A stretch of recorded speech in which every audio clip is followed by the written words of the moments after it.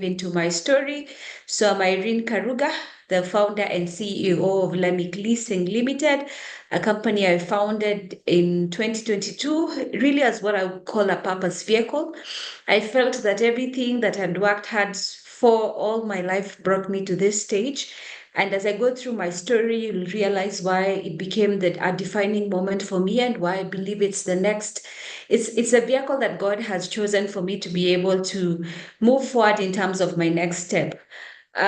Today, I'm a mother to a 15-year-old. She's actually turning 15 next month. Almost exactly a month from today, my daughter is turning 15. I am a believer, so I believe that the only reason I exist is because God created me and I'm his child, and I'm always proud to say that part of what defines who I am is my spirituality. So for me, the topic faith and values was really the underlying reason in which I am, and I continue to be. I can never attribute anything I have become to any of my strengths.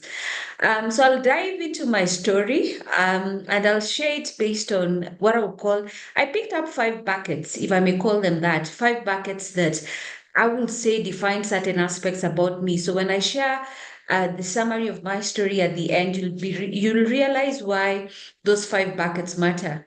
So of course, my story starts about my childhood, and I know many of us, when we look at our childhood, we look at it from different aspects. We have good memories and some even bad memories. But for me, what stood out most about my childhood is the fact that I was called a name. Up until I was much older, I realized that it was a name based on someone's perception and not mine. I talk about a nickname I got when I was growing up, a nickname that at that age it defined me, and it may have felt like one of the things that will make me feel like I'm an ugly duckling. But looking back in retrospect, it was someone's perception and not the real thing. And many a times, a lot of who we are today is defined by what I will say experiences we got when we were kids. I mean, I look at some stories I read online where you see some of the greatest CEOs we have, even in this country, they were shaped by negative experiences or so we perceived when they were growing up. But what those negative experiences do, they shape who you are. They form a basis for you to be able to grow.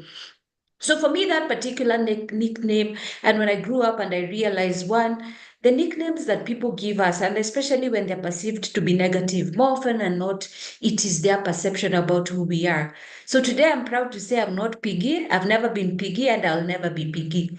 That was a nickname that carried the day many years ago, but today I'm happy to say I'm not it. I'll never be it. And just because someone said it doesn't make me it. And the reason why it's so important for me to have laid my foundation of my story from that is because especially when we grow up, sometimes we get negative words from either our friends, our family, and those words become labels in our lives and we carry them as like baggage in our lives. So what happens? They become a hindrance. So for me, the first thing I wanted to be very clear, the first thing it did, I needed to shed off any negativity that I was that I encountered when I was growing up, and I decided from a very young age it will not be a hindrance to who I want to be. So that's the first thing that my story resonates about. The other thing that you notice that it did, you notice that I never got support from my siblings as much as they were older for me. They were older than me. And as much as I was a last born, I perceived that, the older siblings are supposed to protect me. What it did, and more often than not, sometimes that's the expectation we have about people, where you feel that there's someone else who's got your back. So the one thing that it did for me is it made me become very independent. I'm very independent to date. You'll realize anyone who knows me well, they realize I'm very independent. I don't seek validation from anybody. The only person I pray to when I feel like I need to get some form of validation is actually God, because He created me and He designed me. So that, of course, influenced a lot of how I make my decisions, what choices I make, because when you seek validation from people, all the time what that happens is you'll always look back and see, is someone clapping or encouraging me in my journey? So when I realized that I live for the audience of one, then it made me realize that in everything that I need to do, for as long as I've turned it to God, then I don't need to seek validation from anybody. And I think for me that speaks to who I am to date. The kind of challenges that I ended up taking up, I became a lone ranger in most of them.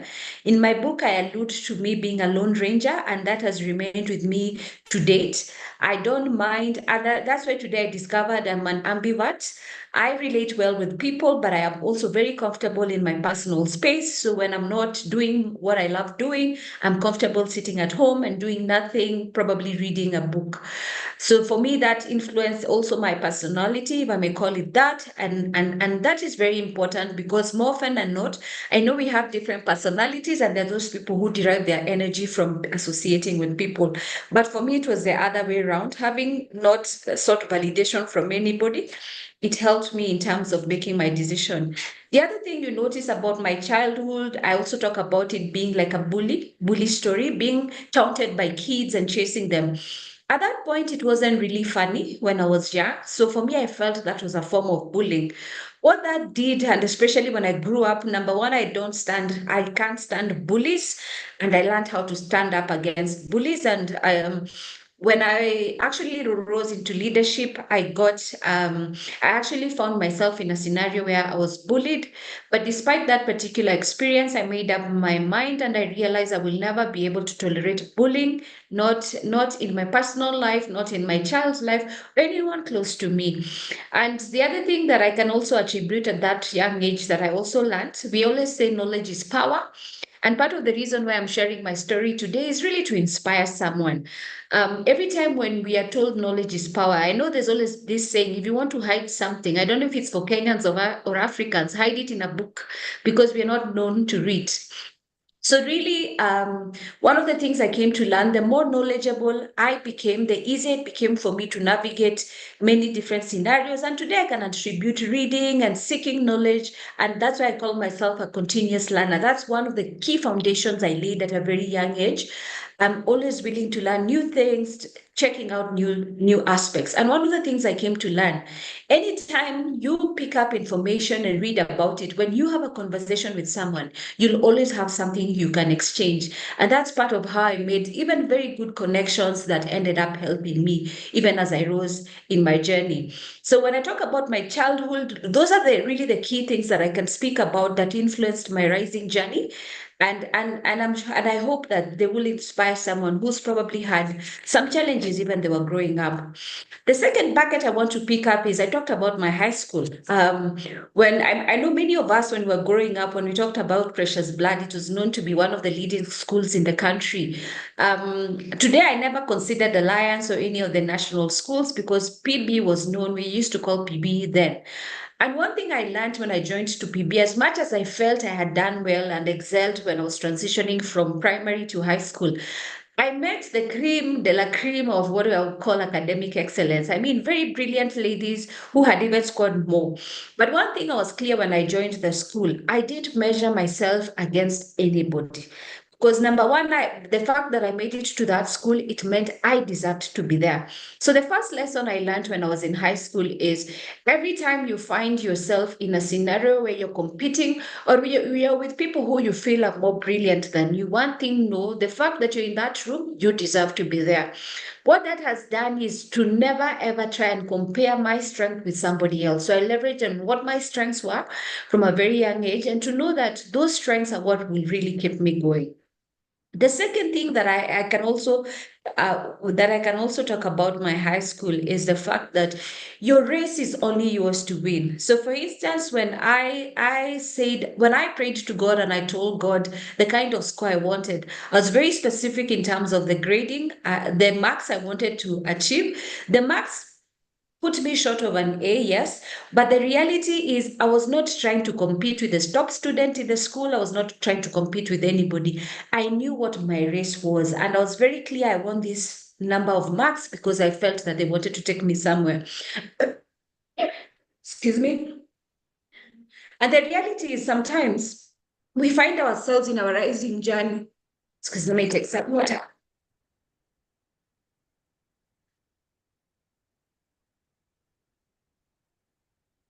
Sometimes what happens in our rising journey, and that's why it's important. Excuse me. to run your own race. We are looking at breaking barriers. Okay, go Yeah, ahead. yeah, yeah. So Are you looking okay at now? the yes, thank you. So when we look at then why when we talk about breaking barriers, and when you think about it, some of the barriers we put on ourselves is because we are comparing ourselves to someone else. One thing one thing I've come to appreciate about breaking barriers is anytime you try and compare yourself, you'll always feel like you're falling short. And one of the things that I will encourage us, even as we seek to break barriers, never measure yourself against somebody else. Be very clear in terms of what are the specific things that you want coming out very well for you. For example, in Precious Blood, if I had benchmarked myself with the top student in the school, then I will always feel like I have fallen short. But for me, I was running my own race because I knew ultimately there's certain barriers I wanted to achieve in terms of my academic performance, because I knew that will translate into something else as far as my career is concerned. So that's very important because we'll always meet people who are more brilliant than us. And when we meet these people who are more brilliant than us, two things can happen. They'll either challenge you to be better, or you'll always feel like you're lower than them, and that makes you now subdue yourself to be able to fit in. So I never subdued myself when I was in Precious Blood. Then also the other thing that I can cite from my high school, I'm very structured. I'm very structured. I'm very organized. And at that time, we used to call PB military barracks. Anybody who has been through PB, they knew the strictness that the school had. Literally, a bell will ring and you'll have to respond to it. I mean, we attributed that to be a very difficult season because we were teenagers then. Today, when I look back in retrospect, that element of discipline and being excellent no matter what was ingrained in me also, and it sort of resonated with me. One of the values that I can say that then ran through me from my primary and then joining to high school was the fact that excellence is for everybody, because it was about doing the ordinary extraordinarily well. So every time I would ask myself, am I putting my best foot forward? And every time I would put my best foot forward, what that meant is it meant that I would always bring out the best in me. It didn't matter whether my best in me was the second for somebody else. That's what it meant. And that for me was one of the ways I can say I broke a lot of the barriers that will have made me feel that I'm not good enough, because ultimately I always said, for as long as I give the best of who I am today, then that is what mattered and nothing else. So that's what really I can pick up in terms of how the value for excellence was able to be a barrier breaker for me, and which I picked up and I reinforced it in high school. Looking at my campus experience, of course, same thing. You join one of the prestigious courses then, which was Bachelor of Commerce. Everybody wanted to work for audit firms then, the PwCs, the Ernst and Young. Really, they would come and recruit people from within the organization, from within the institution. And it was such a privilege working from them because even your starting salary was higher. So the first thing I picked up when I joined the university is, what was I good at? I was good with talking to people, interacting with people, and that's why I guess I chose marketing. By the time I was going to second year, I knew I was going to do marketing. I mean, I looked at accounting, I found it so repetitive. It's numbers, numbers, numbers, numbers, very repetitive. That didn't really feel like it was stimulating my mind at that particular point.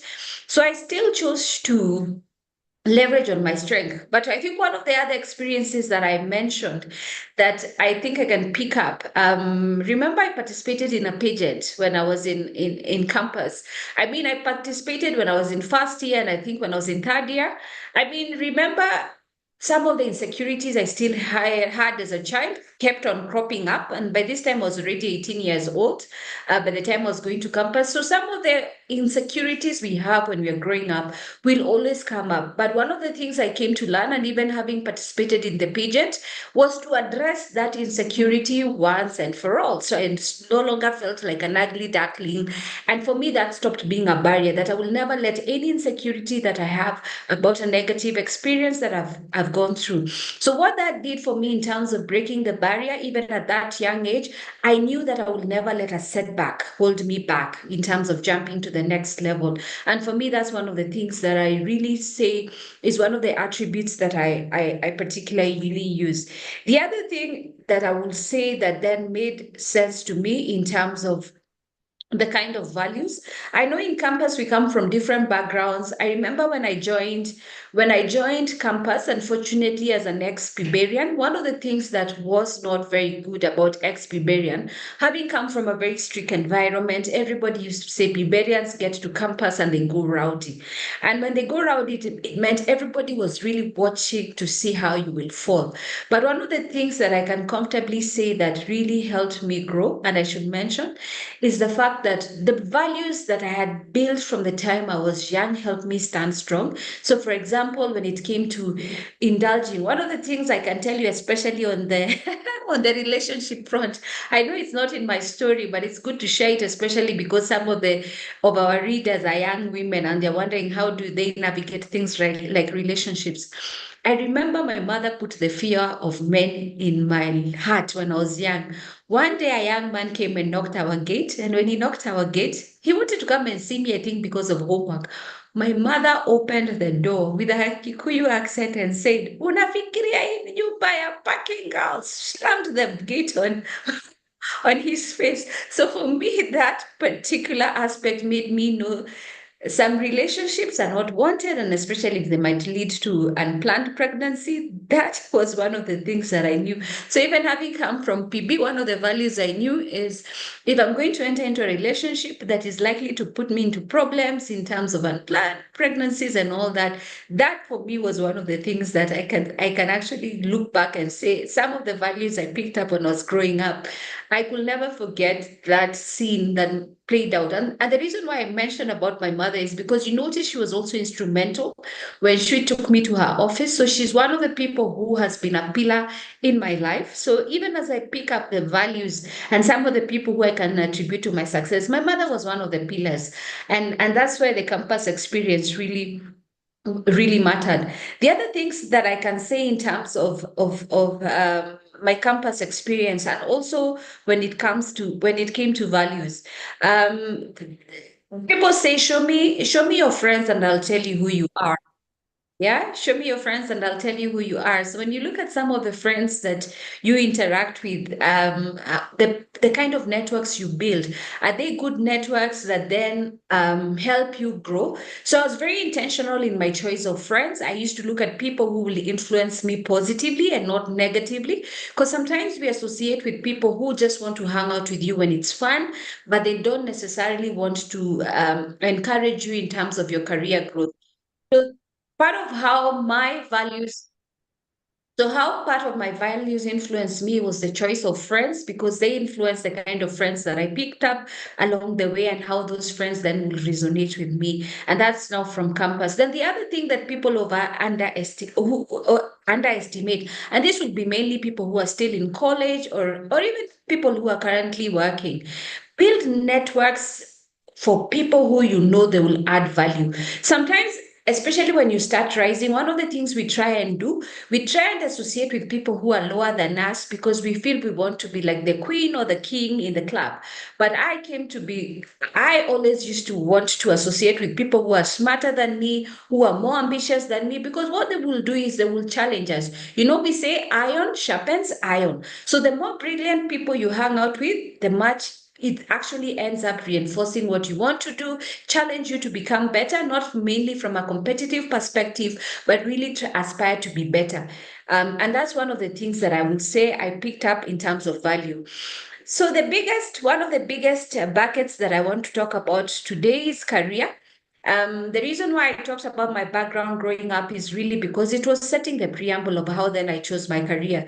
Of course, having come from the business school, then University of Nairobi Lower Kabete was then known as the business school. Today, I know there's a lot of competition from the private universities. But one of the things that informed me, I think I mentioned the fact that during our long holidays, I chose to get a bit exposed in terms of what used to happen in the workplace, to get a sense of what are the key things I need to learn about getting to a new environment. So more often than not, I think I guess that's one of the challenges that we see today. we have this expectation about who our employer should be, how they should treat us. But I nowadays, when I look at myself, and even part of what informed my career choices is I kept on asking myself, what value am I going to create in any organization that I joined? So when you look at, it's very easy to say, I want my employer to promote me every year, or I want my salary to grow by this much. But one of the things I came to realize is even in employment, it was a give and take. When it means a give and take meant that I needed to do something for me to be able to move to the next level of rise. So one of the things I picked up pretty early in terms of my career choices, the first job, I was not very clear on which industry I wanted to work in. I jumped straight to insurance because that opportunity was presented to us when we were in campus, and I got an opportunity to go in there. The first thing, of course, when I looked at the kind of work I used to do, it was very repetitive, and I felt there was no value that I was going to add. So one of the key values that I would say has been clear with me, I don't do something for the sake of it. I must be able to demonstrate value. Which is the easiest way of demonstrating value? I always wanted to do a role that my work could be measured in a quantifiable manner. Many people think that it's only sales who deal with numbers, or the finance people who deal with numbers.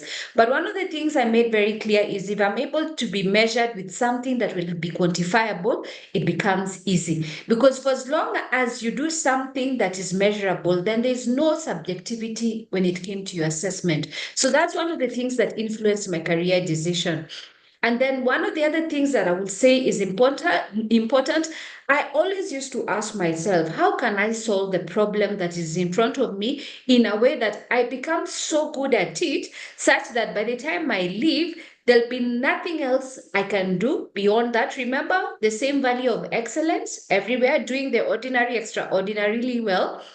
So I started looking at myself and saying, how can I do this job so well? So by the time I leave, I set a standard so that when I leave, I'll say there's nothing else I can do. And because I've set a standard, the person who comes after me can only do it better. That became really part of my drive in terms of excellence.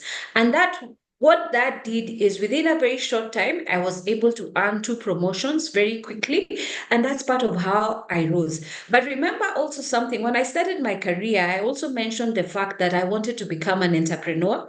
This was, of course, influenced by what I saw my mother go through when she left formal employment. I didn't feel she lived the life that she deserved, having given her employer all those years. So part of me making it to my goal then was to ensure that I rose. And rising meant I moved from this level to the next level to the next level. So the first thing I can attribute is number one, I had a very clear goal. We say that what is not measured is never done. And that's why for me, the goal became very clear. If you don't have a goal, then anything goes.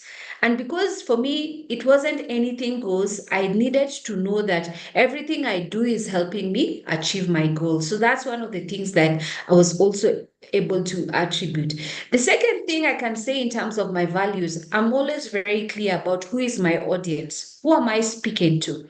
Yeah. So one of the things I realized in terms of how I positioned myself is to know if I am speaking to my employer, how do I need to present myself? If I'm speaking to my clients, how do I need to present myself? So knowing your audience is very important. And for me, that has been very clear because for my employer, I needed to demonstrate I am the right fit.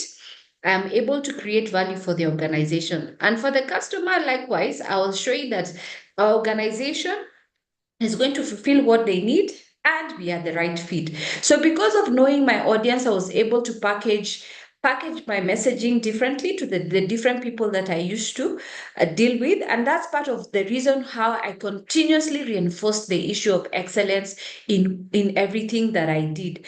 And that became a measure of knowing the only way to measure excellence is to see our clients buying, is my employer promoting me to move to the next level. The other thing I can attribute it to my career is the fact that when I looked at my career goals, I was very clear that um, I needed to learn different skills that will help me move. So one of the things I would say that has helped me in terms of my rising journey, and also I would attribute it to part of what helped me break barriers, every job I didn't just look at how much money I earned. I used to ask myself, what skill have I learned that I did not know before? And based on picking up the different skills, what that made me do, it built my confidence, number one. Number two, because it built my confidence, I think in my story, you can see a place where I said, after 3.5 years, when I was being poached from the insurance company to a bank, a HR director talked down on me on why I was asking for a certain amount of money, and he felt 3.5 years wasn't like adequate experience for me to have a negotiating power. But I was very clear what value I was bringing, and I knew they needed my skill set. And the reality is, though the temptation of money may have been there, I walked away from from that offer, and I was now called to be given a better offer. So what that helped me is I learned how to negotiate very early because I knew what value I'm bringing to the table, and it was quantifiable. That's the other thing that I can be able to say. Just looking at also my career, the other values that I picked up is one, I became very keen to, I was very curious, curiosity and also wanting to take on challenges. So more often than not, when we are comfortable doing something over and over, we can almost close our eyes and do it. What happens? We become comfortable and we don't want to move because we are like, even if I don't do anything or I don't push so much, I'm able to move the needle. But for me, there was always this deeper longing in me, knowing that I was created for much more. I think one of the things I've told people close to me, I believe I was created for greatness. And for me, greatness means not how much money I make, it means there was a bigger calling that was like almost beckoning within me from a very young age. And because of that, I always wanted to ask myself, what more can I do? What more can I do? And that's why it was easy for me to take on challenges. So, by virtue of me taking on challenges, one of the things that I learned, I was exposed very early to senior leadership. I always tell people the reason why money is not a motivator for me at a very young age, I was able to earn very good bonuses. So, for me, it stopped being a motivator because I knew I could get the money that I wanted. And that became part of the reason where I asked myself, what other attributes can I bring to the table? The second thing that I can mention about my career, for me, I had values that I had developed. When I got into the workplace, I realized people do shortcuts to move forward, people do fraudulent activities to move forward. But also having come from a Christian background and also learning that excellence pays and it can take you where you are, the one value that I picked up in my career and I have never shed it to date is integrity. So I'm very strong on integrity. I don't believe in shortcuts. I believe everybody can excel, but at the end of the day, when you take a shortcut in your life to get you to somewhere, there's a lesson that you'll miss out, and it will end up catching up with you at a later stage. And that's why, for me, values became a very strong driver in terms of how I looked at my role, how I looked at my interactions with people. Whereas I had opportunities where if I wanted, I could earn kickbacks, I chose never to go that route because I knew if I worked hard, I could excel in my work and I would be able to earn what I desired. And one of the things I can mention at this particular time, anytime I wanted to make a major leap in terms of my life. So for instance, I left a bigger bank and I moved to a much smaller bank. During that time, two banks had collapsed within a span of like 6 months, and everybody thought I was crazy, jumping from a much bigger bank to a much smaller bank. I moved from a permanent and pensionable job to actually a contract for 5 years. And some of my friends, including my own mother, couldn't understand why I made that decision. But remember, over the years, I'd also learned how to know who is Irene, what does she stand for, what is she able to bring to the table. For me, there was so much clarity on those three pillars, and that's why it became so easy for me to jump ship. I remember telling my friend, as much as I have a 5 year contract, within my first 3 years, I will have achieved what brought me to that organization.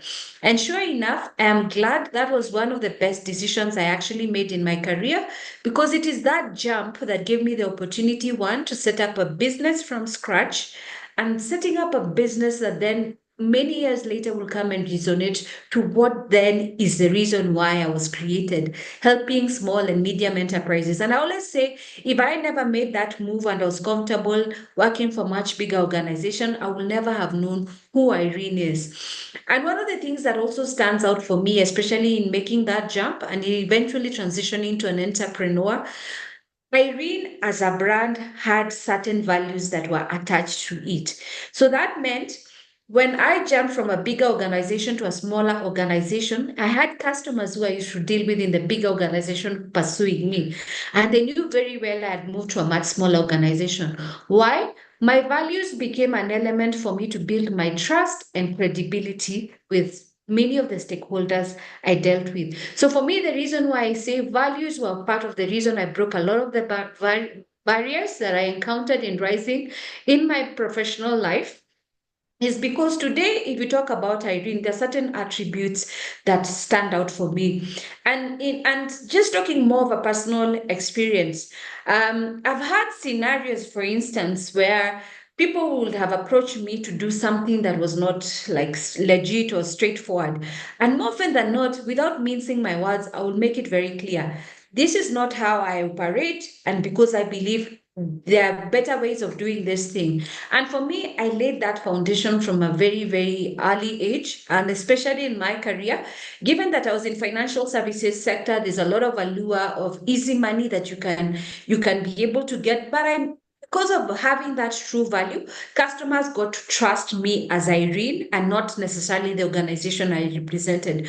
Why this was important is because having done 17 years of my career and I needed to jump into an entrepreneur, I never had the fear of the unknown. Yesterday, someone asked me, how do you navigate the fear of the unknown? When I knew who I was from a value proposition, when I knew why I'm doing it, it became much easier. Even when I spoke to customers who had never interacted with me as a new business owner, it became a very easy conversation because there were certain attributes about me that were consistent. And even if you look at part of my story, some of it is actually in the public domain in terms of how I do things, the kind of posts I link, I actually post. There's a lot of consistency in my engagement, and that has really ended up being one of the key things I attribute.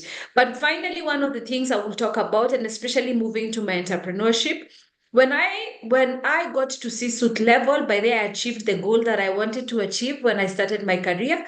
I achieved it actually 3 years ahead of my curve, and I can attribute it to nothing else because I was consistent in terms of applying my values. I was consistent system, a financial, or there's a quantitative aspect of being measured, and I was not afraid of that. The second thing is continuous learning. Because of that continuous learning, what that meant is I was never afraid of taking on challenge.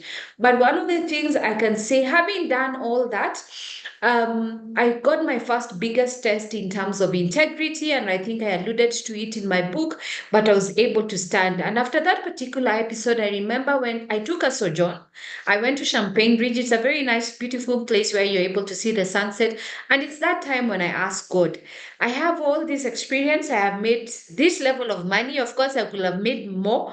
But I told God, I think where I am, I'm satisfied as far as material things are concerned.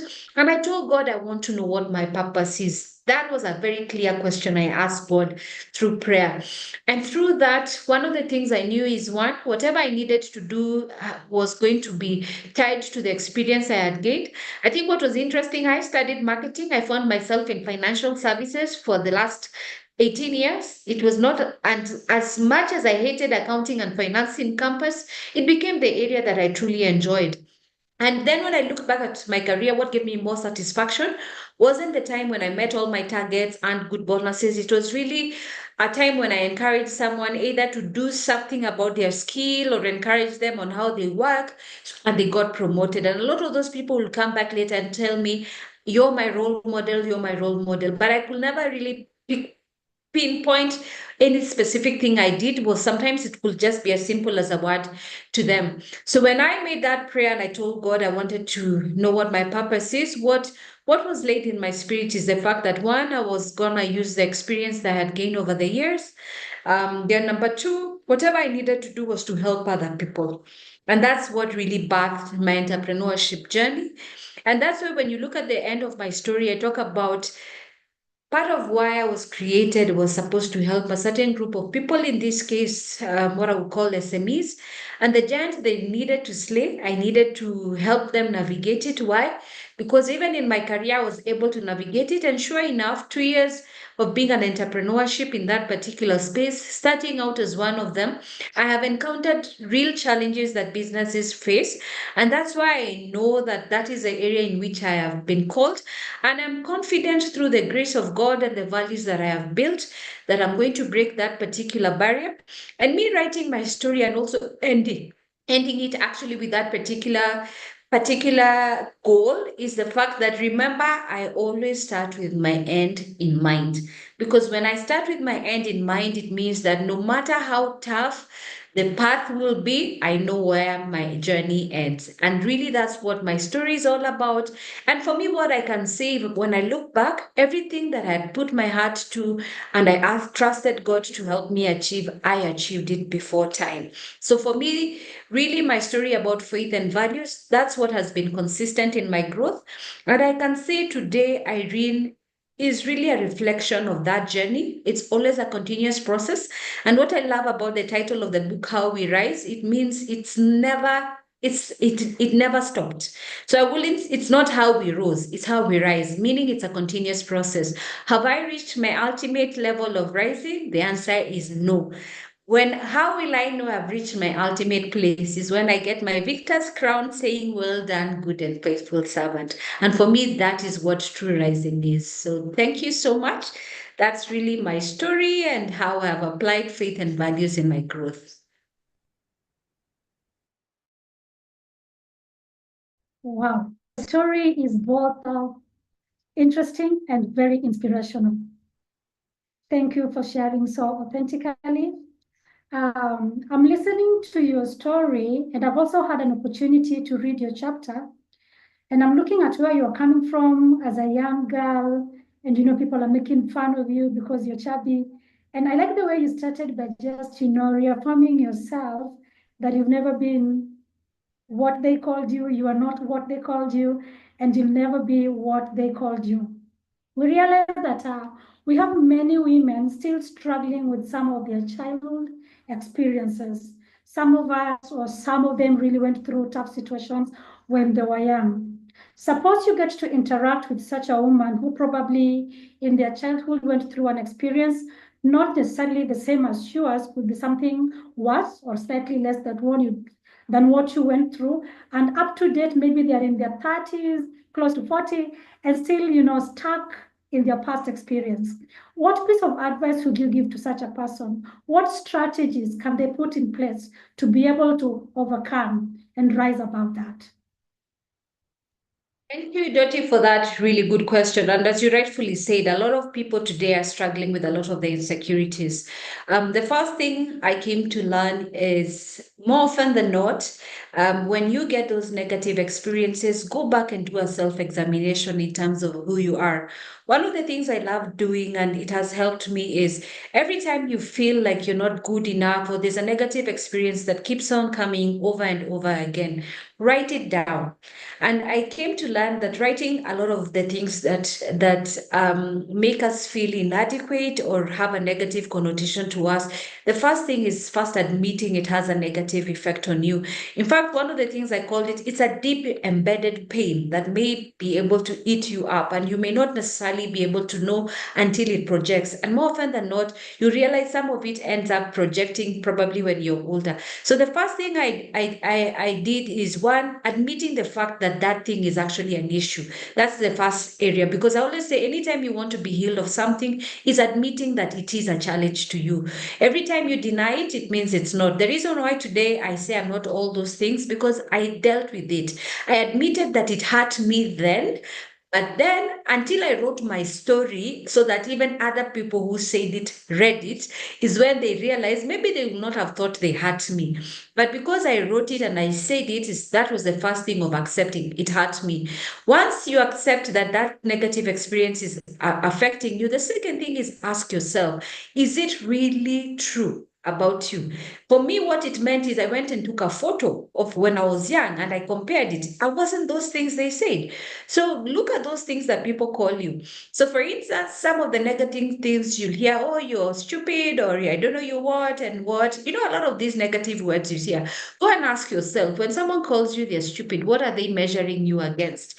These negative experiences, what are you measured against? One of the common ones I hear, because I also go to high school mentorship and I've seen a lot of them have influenced. For example, when someone says you're poor or you grew up from a poor background, and that becomes something that makes you feel embarrassed, one of the things I came to realize is ask yourself, when you're poor, is it what are you lacking? When you say you lack money, but do you have the resources that enable you to say that there's one or two things that you feel you're living better? Because sometimes I say we every time we have a negative experience, and especially that is attributed, it's more often than not we are looking at something on the other side that is affecting us. So one of the things I came to learn is one way of dealing with those negative experiences is truly a self-examination and also looking at what is the yardstick that is making you feel the way you are. More often than not, if it's somebody else, the reality is you will never be able to control what people say about you or people do to you. The only person you can control is yourself. So that's one of the things I came to learn is an avenue to deal with it. The only person you have is one of the books that I learned, that I read that also helped me, The 7 Habits of Highly Effective People by Steve Covey. When it starts out, it actually helps you draw a circle where you draw your sphere of control and something that is outside your control. So I would encourage anyone who's going through that to actually draw and see what is within their sphere of control. What is within your sphere of control is what will help you rise above that circumstance and you'll be able to pull out of it. If you depend on external people, the reality is you will never get out of it. Thank you, Irene. Thank you for that. I'm reading your chapter, and I have a copy of the book here, by the way. This is how We Rise looks like. It's a beautiful book. Let me position it properly. And I'm reading your chapter, and I'm on page 55, and I'm liking something you did. That was bold and courageous. Your confidence level must have been really, really up there. I agree with you when you talk about getting to know who you are and what value you hold. And you're saying in the second chapter, I think the first part of that page is a continuation of a chapter before that, but then the second chapter in that particular page, my perfectionist streak from high school days were paying off. Even with 3 years of experience, I was not going to allow someone to undermine my capability. That is such a strong confession. Irene, can you tell us how this was happening and just share a little more about this experience? How did it feel? And when you were now called back later, how did it feel again? Yeah, thank you. That was an interesting one. In fact, when I wrote about this, I said, okay, if the person knows themselves, they'll probably think this girl is crazy. But so I'll tell you this. I think from my 3.5 years of experience, I think one of the things that came out, I was consistent in terms of my performance. I was consistent in terms of growth. Actually, in the 3.5 years, I was promoted twice. So by the time I'm promoted twice and I joined an organization straight from campus, it meant that I knew what value I bring to the organization. And I think for me, in this case, why I said I didn't want someone to undermine my capability, what I didn't maybe make it very clear, this was not a job I saw advertised somewhere and I applied. I was actually called by someone who was leading that organization, and they told me we have an opening in this organization, and we will want your CV if you're interested. Interesting enough, when I was making that, when I sent my CV, I was due for my third promotion, actually. So you can imagine I'm being called to an organization. I never went to look for that job, number one. Then, number two, after I passed the interview, because of course I was subjected through the interview, the HR director looks at me like, please, what do you think you have to tell us? You only have 3.5 years. And literally, that's how he spoke to me. So for me, I looked at him and I thought, look, First of all, it's not me who came calling. You guys came calling. Number two, I'm just up for my third promotion, so I don't even know what you're saying. And I respectfully said, um, I actually respectfully said, if we can't agree on my package, it's okay. I remember saying these exact words. I haven't been chased to the organization I'm working with. And I actually said that because I felt just because you can't pay me what I'm asking for, you don't need to look down on me, and especially in a condescending manner. You'd rather say it is above our budget or we are not in a position to accommodate you. That's more professional. But remember, because I'd already dealt with bullying before, it became very easy for me to say that. So when they called me again, it was so funny because now they wanted to pay me what they had wanted to what I had asked at that point. But I told them, look here, I've already gotten a third promotion. I have an increment. So my pay is even higher. So I even told them, let's not waste time. If you're not going to get here, we're not even going to start. And fair enough, they finally gave me the offer. It made sense. And I'm sure 6.5 years later, they didn't regret because I actually was able to demonstrate the value I was bringing to the organization. And that's part of the reason I had developed that confidence with time. Is it easy to say that to a HR director? It is not, because with a stroke of the pen, they can write you off and have your career ruined. But the reason why I was courageous is because even if they had done a reference check, they would have proven whatever I had said. And because remember, I had not sought the job proactively. I felt because they needed me more than I needed them. And that's the position. But they, in fact, in terms of summarizing my career, placed myself in such a way that the skills I had made me attractive to employers, such that, and I thank God, I never looked for a job. I was headhunted ever since I left my first job. I was headhunted until I made it to C-suite. Mhm. Thank you, Irene, for that. That is powerful. You also realize that some of the challenges as women in the corporate space is probably being a person of values, being a person of a set of beliefs. Sometimes you can be considered to be over assertive, and that may just attract a lot of battles around your career and stuff like that. Having been there and having navigated the challenges that arose as you were rising, that arose against you as you were rising, what do you think, or how can organizations create an environment where values and beliefs that is brought into the organization with new leaders can be nurtured? Or maybe let me put it like this: how can organizations create an environment that nurture values and beliefs that leaders bring to the organization? Thank you for that. And as you rightfully said, I think part of what is really ailing our workplaces is really about that. What values are we perpetuating? And why for me I feel that's a key thing to be able to consider is, for instance, and I guess this will change. It will change with time, and I'm happy to start seeing certain organizations look at it. One of the reasons why I would say a lot of these values are, for example, they are either put aside or people don't consider them highly, is mainly because the organization is so fixated on meeting its objectives, and more often than not, the objectives have always been financial in nature. But at the end of the day, I think what a lot of organizations are realizing is, as much as we want to meet our financial objectives, but the how becomes important. And today, what I will encourage organizations is, even when you have very hefty targets, the how becomes very, very important in terms of then what even drives the organizational culture.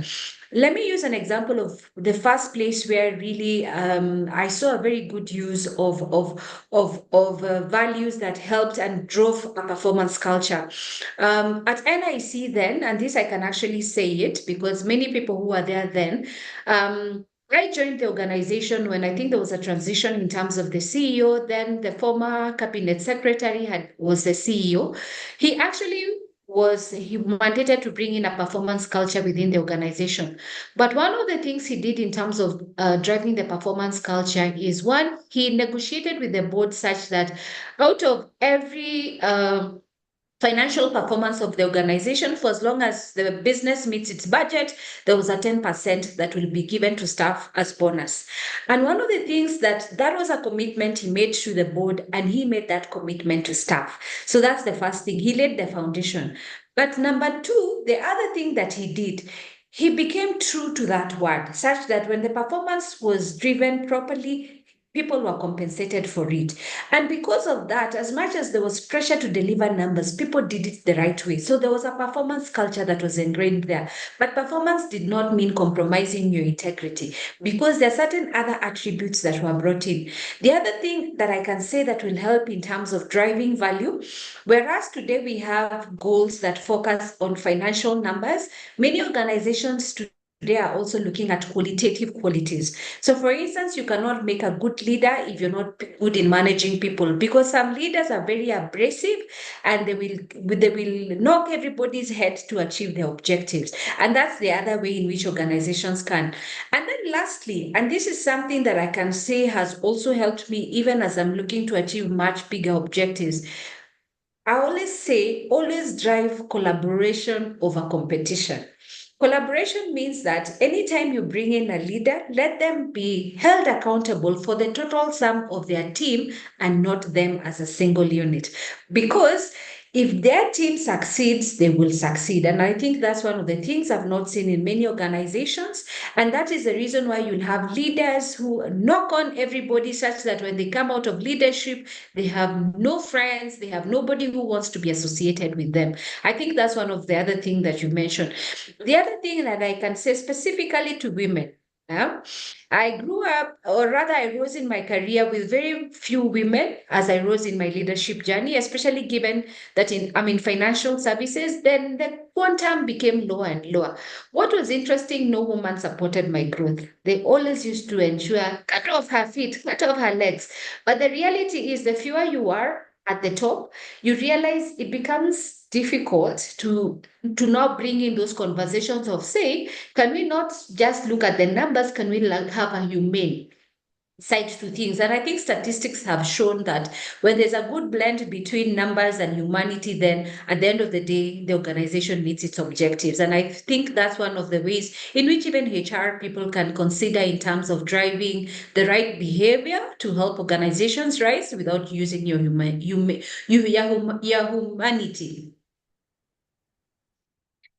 Yes, your humanity. Thank you. I can see one of the quotes you have referred to in your writing is by Jack Welch. When you are made a leader, you weren't given a crown. You are given the responsibility to bring out the best in others. I personally agree with that quote. And listening to your story and the experiences you have gone through and the values you stand for, I think it is very, very important that we all get to understand this. What would you say about that quote? How did you come about it to use it in your writing? Yeah, thank you so much. As I mentioned, as I started looking at my career growth, the new thing I learned that when you become a leader, there'll always be people under you. And even though I was excellent in what I was doing, I came to realize, like, for as long as I'm not able to pull my team up, it didn't matter what I did, I had failed. Because apart from me being an individual contributor, there was this group of people who probably had lower experience, probably lower positions, who were looking up to me. So every time I would look at leadership or being in a position of influence, I always used to say, these are people who are looking up to me. So what kind of influence am I giving them? Is it positive or negative? And what I came to realize is, for most people, when they become a leader, that there are different motivations in terms of leadership. You want a title. Why? Because maybe the title comes with high pay. There are certain benefits that make you feel like you have arrived. And we can even say that when it comes to our political process, we want the allure of all those things. But if you think about it, even in the political scenario, when I am elected as a representative of my people, these people are looking at me to represent them, not to represent me. And that is why I always believe anytime you have a title, either manager, head of, CEO, founder, there is no invisible title or real title on your head. Literally. The only thing you can think of that is on top of your head are all these people you're carrying. And that is how I want people to be looking at leadership.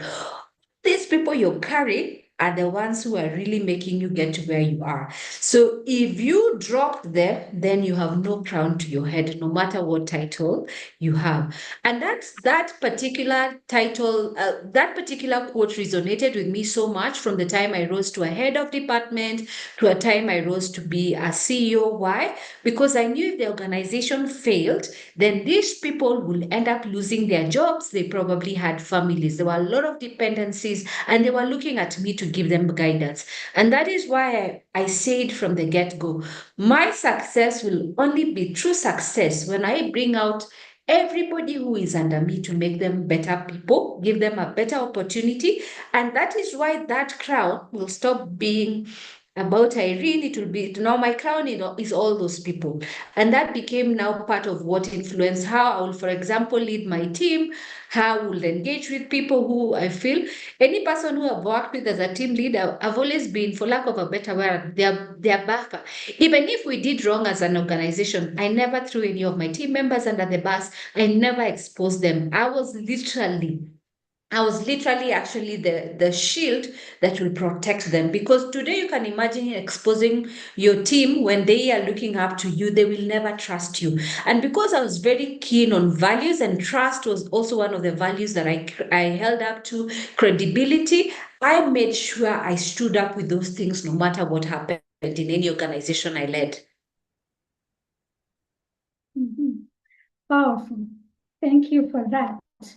Now, I know you have written this book, How We Rise Alongside Other Women Leaders, and there has been an experience around it from the time you people came together.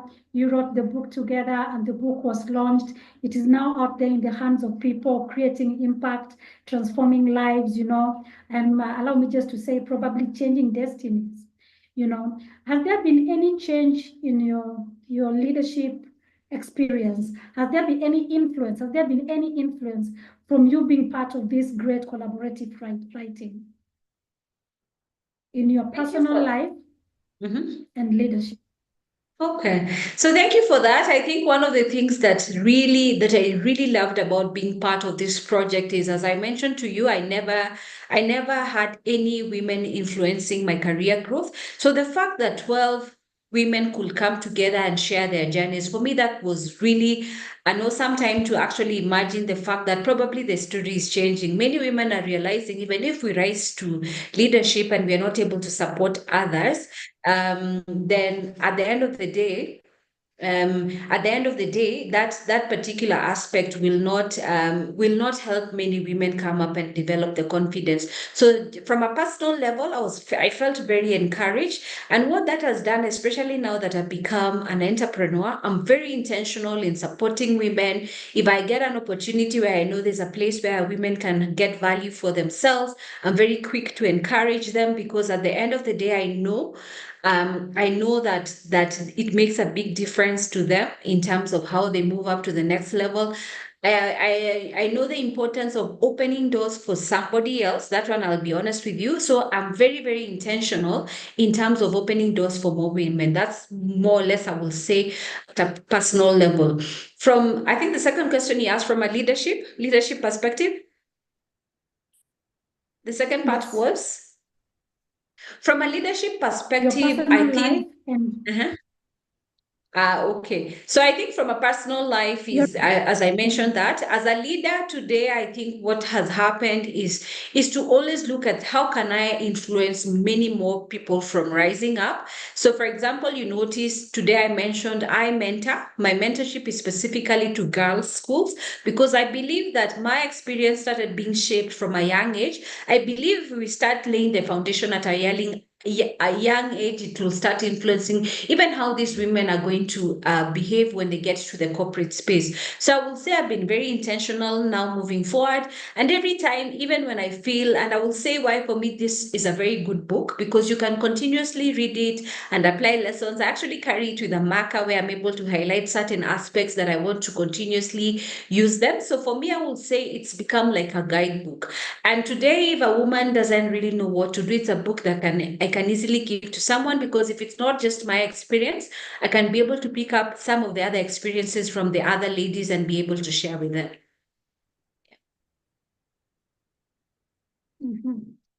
I know you have also had an opportunity to interact with some of the readers of this book. Are you in a position to share maybe one of the outstanding feedback you got from any of the leaders, if you have any that have so far given feedback to you? Would you please share with us some of that? I think, I will say two have interacted with quite broadly. One of them is Violet. I think for Violet, I saw what she does has a lot to do with people in terms of events and all that. So I think through my network, I was able to give her an opportunity to be part of a radio talk show. I think for me, she was happy and encouraged because at least that's a new door that was opened. I am not a friend of media, to be honest with you. I don't like appearing in media. So it was a good opportunity for me to also use my network to encourage somebody else. And I know it's something that she can leverage on even as she's growing her business. The other person I can look at is, I will say the other person who has constantly engaged, I have engaged with regularly is Coletta Masharia. I believe she's doing something to do with training and sales. That was my background as well. So I've seen every time I post something, she'll always give an encouraging message. I think the last one, when I was talking about today's show, she said I was inspiring. My talk is inspiring, and the reason coming from someone like her who's more mature than me, probably had more experience than me. That's also an encouragement that I'm likely on the right path in terms of making a difference in encouraging others. I would say those are the two authors that have stood out for me. The other person, and I guess we haven't interacted so much on a one-to-one, but what I love about how she continues to tell her story is Lucy. The one she took the stairs and she's sending the elevator down in terms of sharing her story. The reason why for her keeps on resonating with me continuously. Remember, my story is about faith and values. If you read a lot of her posts, she keeps on talking about getting to where she is by the power of God. Though her story may not have had the same title, there's a lot of commonality in how we attribute our growth. She talks about her background, albeit at a higher level, but for me, it resonates. And one of the things I came to realize, even by the whole book, The 12 Women, I don't think we were put together as a coincidence. Reading through the stories of all the 12, you'll see an element of values that these women relied on and they trusted in God in every decision. So it comes down to the same thing. The only difference is how we tell our stories, but there are certain things that were holding common in terms of then the themes across the different stories. Wow, this must have been an opportunity to build your network. It's good to hear what's happening. It's good to know that after working together, you people are still in touch and still having conversations around it all. This has been a very interesting, very authentic, I would want to call it very resourceful and informative. Thank you for sharing in the manner that you have done. I have a lot of takeaways. I have 2.5 pages of writing. I will refer to a few of my takeaways, and then I can find my own time later on and just go through them again. But some of the things that you have said that have really stood out for me, like I just mentioned, what people call you don't really make you. That really stands out. It speaks to a young woman out there, to a woman of my age. And some people even carry it to an older age. So letting people define us. Okay, I think let me add this to what you just said, Irene. If you can't define yourself, you're giving people an opportunity to define you. That is the point I'm getting. And thank you for that. Then you talked about not seeking validation, for then you keep looking back. That slows your growth. You keep looking back to see if someone is clapping. Then coming to the values, there are key things you have mentioned, like always have clear goals. As a leader, always have clear goals. As a leader, know your audience. And I liked you comparing the two. As a leader where you are a service provider, or you are the one leading, something like that. So the third one that you talked about that has really spoken to me is learning different skills to help you be more confident in the things you're doing. We get to a comfort zone and we feel, I know it, and that is enough, and that is how I want it to be. And you coupled it up with being curious, want to know more, want to learn to do more, because that then facilitates your growth. Then you talked about being strong in integrity. Many leaders will struggle with integrity. We give an integrity kind of a front. In the background, we do it differently. But I love your stand with integrity. It is a strong value to stand on. Thank you for that reminder. Know what you are and know what you stand for. There should be no confusion about that. Thank you for that. And being consistent in applying your value.